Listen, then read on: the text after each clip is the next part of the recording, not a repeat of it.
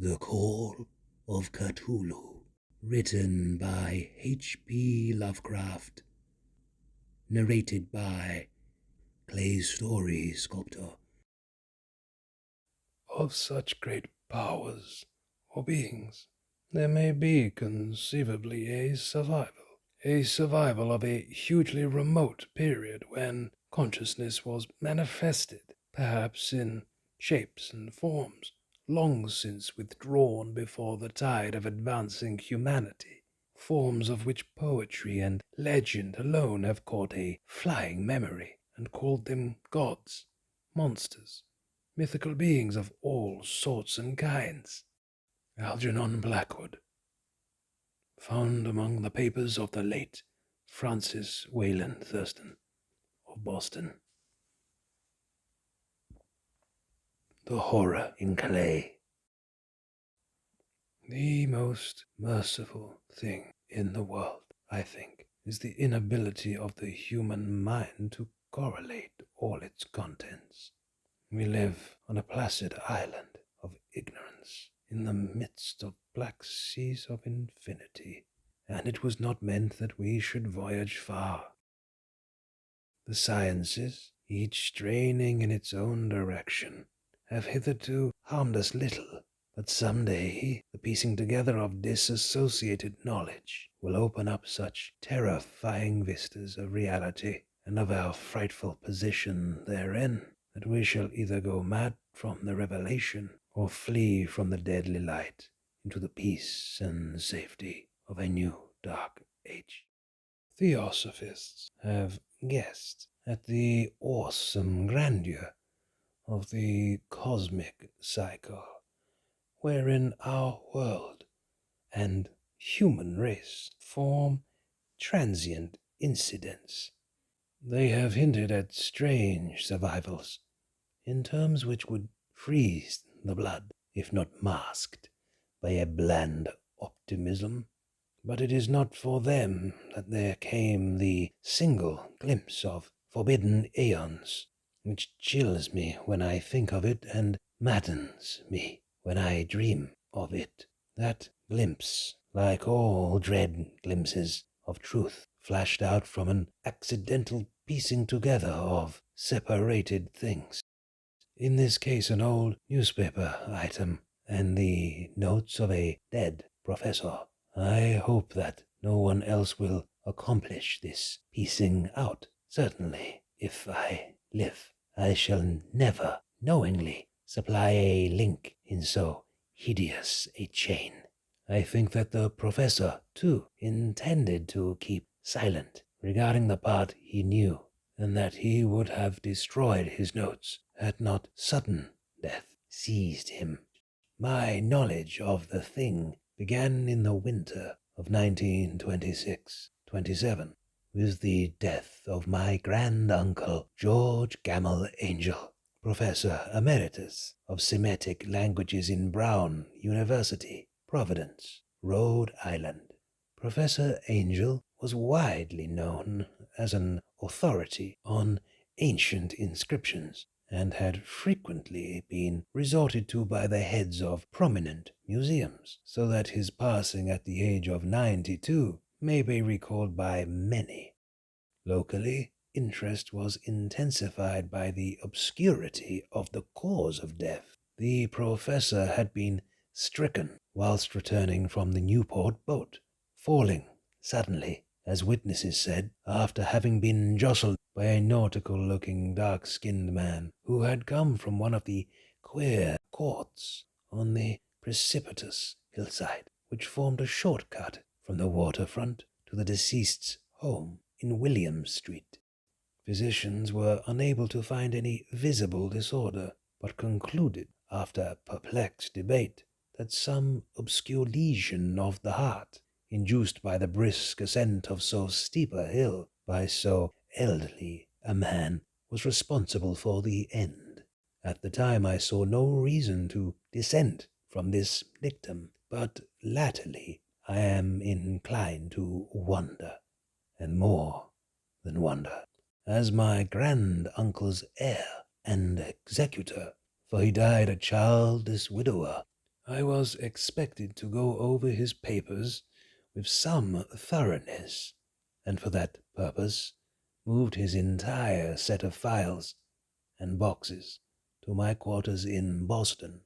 Much of the material which I correlated will be later published by the American Archaeological Society, but there was one box which I found exceedingly puzzling, and which I felt much averse from showing to other eyes.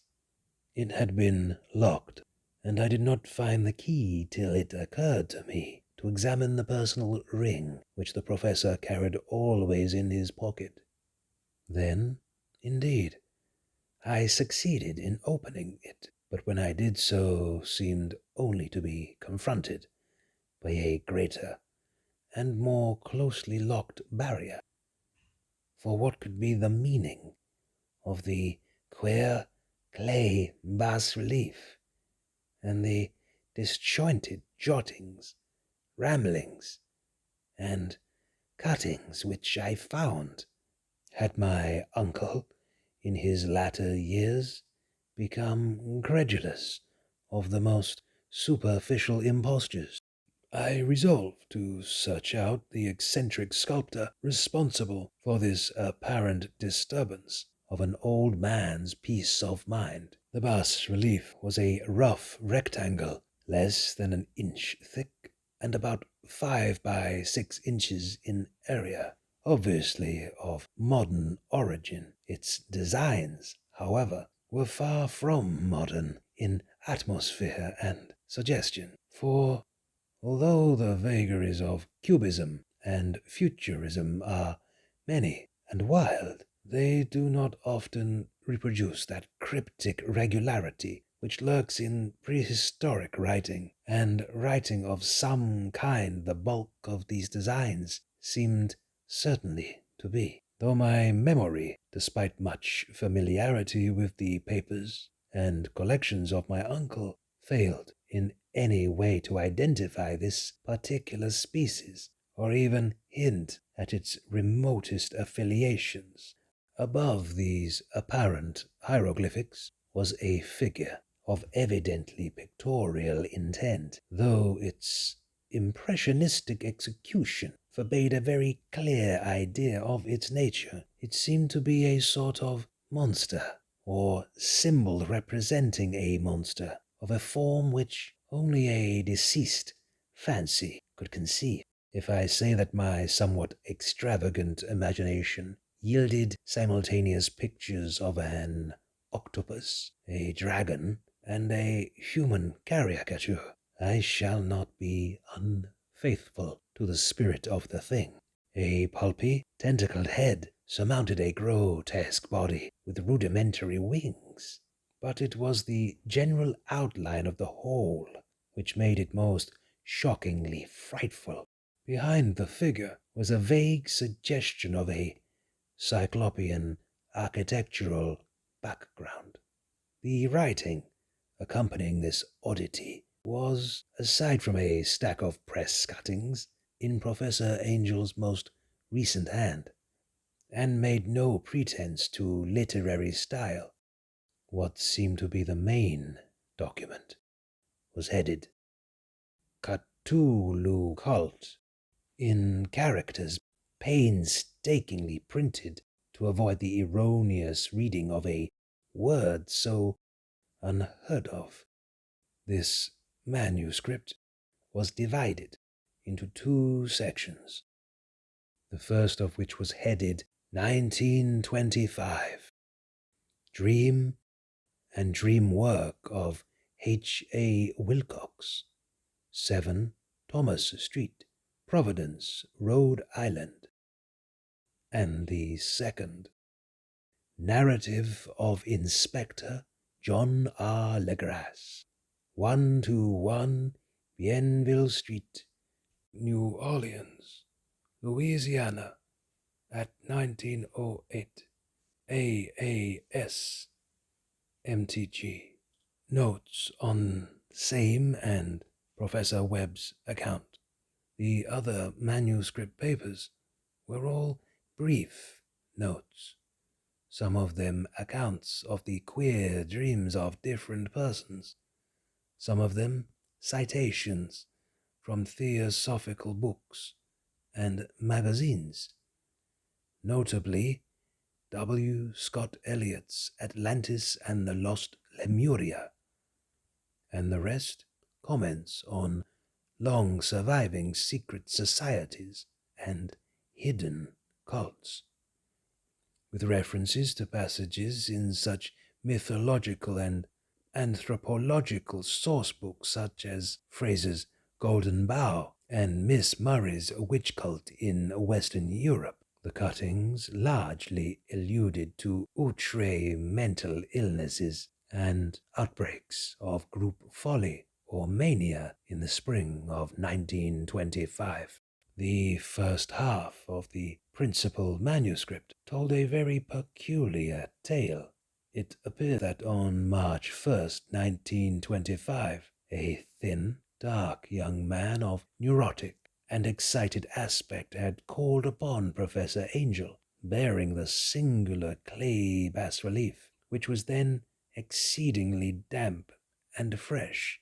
Wilcox was a precocious youth of known genius but great eccentricity, and had from childhood excited attention through the strange stories and odd dreams he was in the habit of relating. He called himself psychically hypersensitive, but the staid folk of the ancient commercial city dismissed him as merely queer. Never mingling much with his kind, he had dropped gradually from social visibility, and was now known only to a small group of aesthetes from other towns. Even the Providence Art Club, anxious to preserve its conservatism, had found him quite hopeless. The visit ran the professor's manuscript. The sculptor abruptly asked for the benefit of his host's archaeological knowledge in identifying the hieroglyphics on the bas-relief. He spoke in a dreamy, stilted manner which suggested post and alienated sympathy, and my uncle showed some sharpness in replying, for the conspicuous freshness of the tablet implied kinship with anything but archaeology. Young Wilcox's rejoinder, which impressed my uncle enough to make him recall and record it verbatim, was of a fantastically poetic cast, which must have typified this whole conversation, and which I have since found. He said, "It is new, indeed, for I made it last night, in a dream of strange cities, and dreams are older than brooding Tyre, or the contemplative Sphinx, or garden-girdled Babylon." It was then that he began that rambling tale, which suddenly played upon a sleeping memory, and won the fevered interest of my uncle. There had been a slight earthquake tremor the night before, the most considerable felt in New England for some years, and Wilcox's imagination had been keenly affected. Upon retiring, he had an unprecedented dream of great cyclopean cities of Titan blocks and sky-flung monoliths, all dripping with green ooze and sinister with latent horror. Hieroglyphics had covered the walls and pillars, and from some undetermined point below had come a voice that was not a voice, a chaotic sensation which only fancy could transmute into sound, but which he attempted to render by the almost unpronounceable jumble of letters. Cthulhu Phtagen. This verbal jumble was the key to the recollection which excited and disturbed Professor Angel.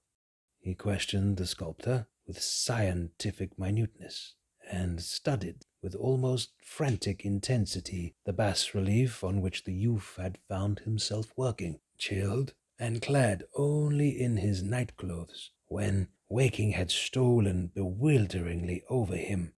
My uncle blamed his old age, Wilcox afterwards said, for his slowness in recognizing both hieroglyphics and pictorial design. Many of his questions seemed highly out of place to his visitor, especially those which tried to connect the latter with strange cults or societies.